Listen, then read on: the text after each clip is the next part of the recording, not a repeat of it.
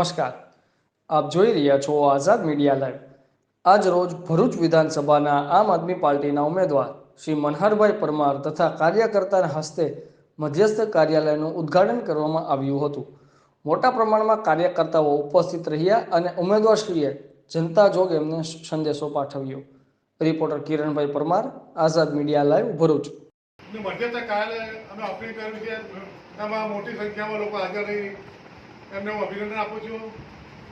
આ પત્રકારોના માધ્યમથી આપ કહેવા માગું છું કે મેં આમ આદમી પાર્ટીમાં ઉમેદવારી કરી છે। મને ખબર નહોતી કે ઉમેદવારી કરવાનો છું, તો મને ડાયરેક્ટ ત્યાંથી ફોન આવ્યો કે તમારું ફીડબેક સારું છે ને અમે સર્વેમાં તમારું નામ આવ્યું છે ને તમારે ઇલેક્શન લડવાનું છે ને મને પછી તેમણે ટિકિટ આપી છે ને મને કાર્યકરો છે આપણે અમે મને વધારી છે। અમારા પ્રમુખ સાહેબે પણ મને ખૂબ વધાર્યા છે, એમને બી આભાર માનું છું। બીજું હવે હું જનતાને કહેવા માગું છું કે હું ભાજપે શું કર્યું કે કોંગ્રેસે શું કર્યું એ હું કહેવા માંગતો નથી, પણ હવે આ પાર્ટી શું કરવા માંગી છે હું તમને કહેવા માંગીશ। આ પાર્ટી વીજળી મફત આપશે,